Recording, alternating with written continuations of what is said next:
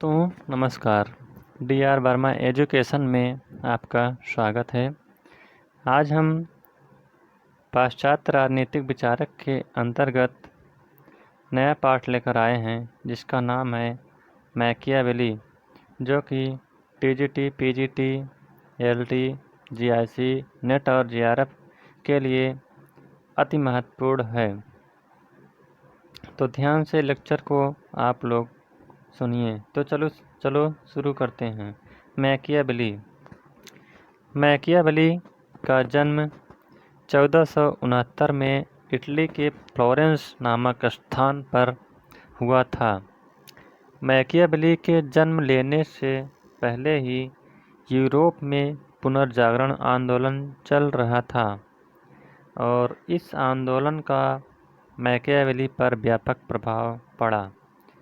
जैसा कि professor Dunning ने लिखा है कि मैकियावेली अपने युग का शिष्य है। यह अधिकतर प्रश्न पूछा जाता है कि मैकियावेली अपने युग का शिष्य है, यह कथन किसका है? तो इसका सही उत्तर हो जाएगा डनिंग। दूसरे शब्दों में यह प्रतिभा संपन्न फ्लोरेंस वासी अपने युग का शिशु था। पुनर्जागरण आंदोलन, धर्म सुधार आंदोलन व व्यापारिक वाणिज्यिक क्रांति ने राष्ट्र राज्य को जन्म दिया और इसी के साथ आधुनिक काल का उदय हुआ। मैकियावेली पहला विचारक है जिसने राज्य शब्द का प्रयोग किया। कहने का तात्पर्य यह हुआ कि राज्य शब्द का सबसे पहले प्रयोग मैकियावेली ने ही किया। मैकियावेली को राष्ट्र राज्य का जनक भी माना जाता है। मैकियावेली पर सर्वाधिक प्रभाव अरस्तू का पड़ा। उसे इटली का अरस्तू भी कहा जाता है। अरस्तू की तरह मैकियावेली ने भी राजनीति शास्त्र को नीति शास्त्र से पूर्णतः पृथक किया और धर्मनिरपेक्ष राजनीति विज्ञान का जनक होने का श्रेय प्राप्त किया। जहाँ राजनीति का जनक होने का श्रेय अरस्तू को प्राप्त है, वहीं आधुनिक राजनीति विज्ञान का जनक होने का श्रेय मैकियावेली को प्राप्त है।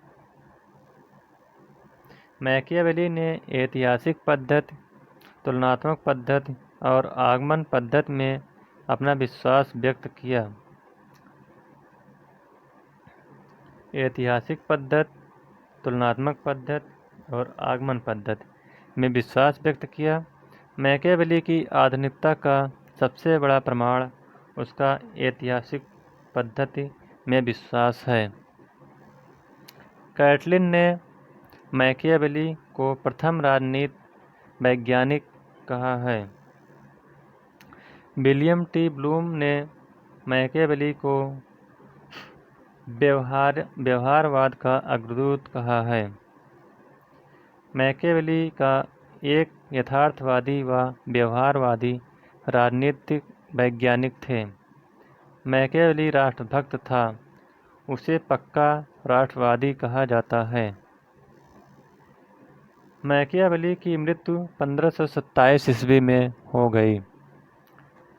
1343 में मार्सिलियो ऑफ पेदुआ की मृत्यु होने और 1469 में मैकियावेली के जन्म लेने के बीच यूरोप में पुनर्जागरण आंदोलन चला, जिससे यूरोप के कई देशों जैसे इंग्लैंड, फ्रांस, स्विट्जरलैंड, स्पेन आदि देशों में राष्ट्र राज्य स्थापित हो गया। लेकिन मैकियावेली का इटली अब भी कई भागों में बटा हुआ था।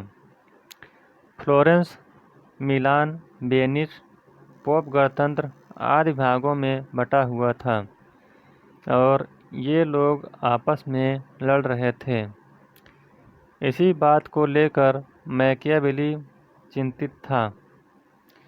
यदि इसी प्रकार से ये लोग लड़ते रहे तो इटली कमज़ोर हो जाएगा और बाहरी शक्तियाँ आक्रमण करके इटली को नष्ट कर देंगी। मैकियावेली के सामने मुख्य समस्या थी कि इटली का एकीकरण करना और उसमें राष्ट्र राज्य की स्थापना करना।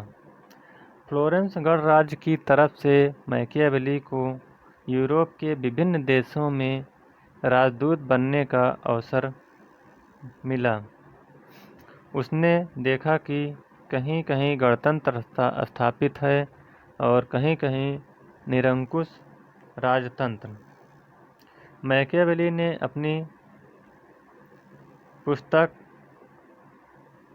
डिस्कोर्सेज ऑन लिबी में शासन प्रणाली का वर्गीकरण किया और इसे 2 भागों में बांटा। नंबर 1,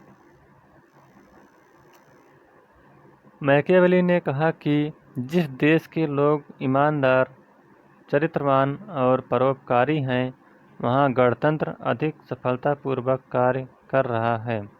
नंबर 2, जिस देश के लोग बेईमान, चरित्रहीन हैं, वहाँ निरंकुश राजतंत्र ही सफल हो सकता है। इसी आधार पर मैकियावेली ने यह निष्कर्ष निकाला कि इटली के लोग चरित्रहीन, भ्रष्ट, दलबंदी से युक्त और लड़ाकू हैं। अतः इटली की सुरक्षा के लिए एक निरंकुश राजतंत्र ही सफल हो सकता है। यद्यपि मैकियावेली राजतंत्र में अधिक आस्था रखता है, लेकिन इसके बावजूद वह देश, काल और परिस्थितियों के अनुसार निरंकुश राजतंत्र का समर्थन करता है। मैकियावेली की अपनी पुस्तक द प्रिंस और एन आर्ट ऑफ वार है। यह अधिकतर प्रश्न पूछा जाता है कि मैकियावेली की पुस्तक का क्या नाम है, तो इनकी पुस्तक का नाम द प्रिंस और एन आर्ट ऑफ वार है। मानव स्वभाव के विषय में मैकियावेली क्या कहते हैं? मैकियावेली का मानव स्वभाव संबंधी विचार इटली के मनुष्यों की तत्कालीन परिस्थितियों पर आधारित है। मैकियावेली कहता है कि मनुष्य जन्म से ही स्वार्थी व बुरा है। वह चंचल, कायर, लोभी व अपनी वासनाओं का दास है। मैकियावेली कहता है कि जब किसी मनुष्य का आपसे कोई काम पड़ता है तो वह आपके सामने इस प्रकार से पेश होता है जैसे लगता है कि वह आपका सबसे खास है। यहाँ तक कि वह अपनी पत्नी व बच्चों तक को आपके लिए दांव पर लगाने को तैयार हो जाता है। लेकिन जैसे ही उसका काम निकल जाता है वह तुरंत बदल जाता है और आपको पहचानने से तक इनकार कर देता है। मैकियावेली का प्रसिद्ध कथन है, लोग पिता की मृत्यु का गम आसानी के साथ भूल जाता है, लेकिन पितृधन को आसानी के साथ नहीं भूलता। मैकियावेली ने पुनः लिखा है कि मनुष्य न केवल डरपोक व अज्ञानी होते हैं, वरन स्वभाव से भी दुराचारी होते हैं।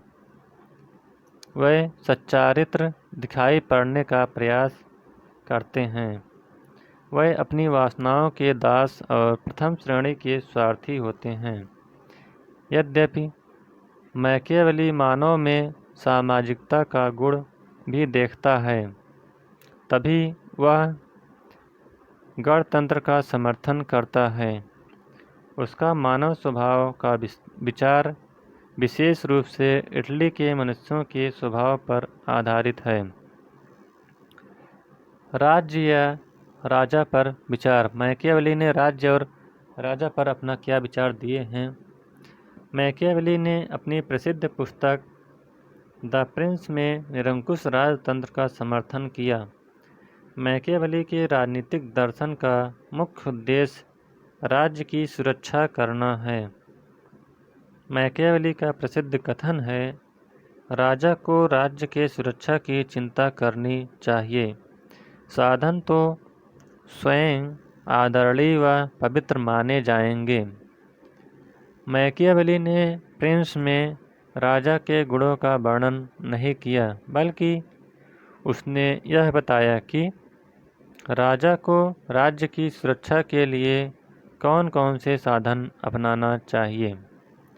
वह न केवल लक्ष्य को ध्यान में रखता है, साधन को नहीं। अतः राजा पवित्र न अपवित्र दोनों साधन अपना सकता है। अतः राजा पवित्र व अपवित्र दोनों साधन अपना सकता है। मैकियावेली का कथन है, साध्य की सफलता साधन को पवित्र बना देती है। मैकियावेली राज्य को एक कृत्रिम संस्था मानता है। वह कहता है कि राज्य का आधार मनुष्यों का स्वार्थ है। मैकियावेली का कथन है, राज्य का आधार शक्ति है। अतः राज्य या राजा का एक ही उद्देश्य होना चाहिए, सत्य का अर्जन, परिरक्षण व प्रसार करना।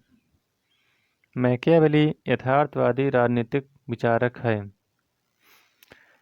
मैकियावेली के अनुसार राजा को व्याघ्र और लोमड़ी की नीति अपनानी चाहिए, अर्थात राजा शेर की तरह बहादुर और लोमड़ी की तरह चालाक हो।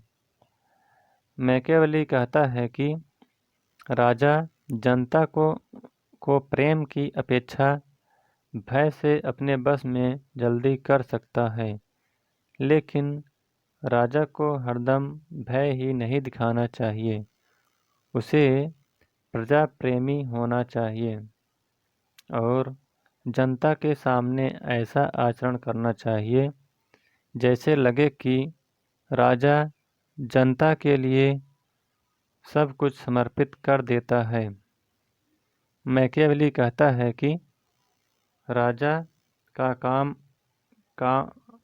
आम खाना है, गुठलियाँ गिनना नहीं। मैकियावेली कहता है कि यदि राजा किसी भी तरीके से जनता को अपने बस में करने में असमर्थ हो जाता है तो उसे धर्म का सहारा लेना चाहिए। मैकियावेली का कथन है कि धर्म वीर पुरुष स्वर्ग की लालसा में सदैव लगे रहते हैं, चोट सह लेते हैं मगर बदला नहीं लेते। मैकियावेली कहता है कि जनता को धर्म की शिक्षा देकर बस में किया जा सकता है, लेकिन राजा को स्वयं धर्मनिरपेक्ष होना चाहिए, वरना धर्म के प्रभाव में आकर राजा भी डरपोक हो जाता है। इस प्रकार मैकियावेली राजा को दोहरा चरित्र अपनाने की शिक्षा देता है। डनिंग का कथन है, मैकियावेली मध्यकाल और आधुनिक काल का विच्छेद करने वाला पहला राजनीतिक विचारक है। शासन प्रणाली का वर्गीकरण। आधुनिक काल में शासन प्रणाली का प्रथम वैज्ञानिकीकरण मैकियावेली ने ही किया। उसने शासन प्रणाली के 3 शुद्ध और 3 अशुद्ध रूप बताए। 3 शुद्ध रूप हैं, जैसे उत्कृष्ट शुद्ध रूप राजतंत्र, कुलीन तंत्र और प्रजातंत्र, और निकृष्ट यानी अशुद्ध रूप कौन कौन से हैं। नंबर 1 निरंकुश तंत्र, नंबर 2 वर्ग तंत्र और नंबर 3 भ्रष्ट तंत्र। तो इस प्रकार से मैकियावेली का यह पाठ समाप्त होता हुआ। अगर यह वीडियो आपको अच्छा लगे तो वीडियो को लाइक, शेयर और चैनल को सब्सक्राइब करिएगा। Thank you.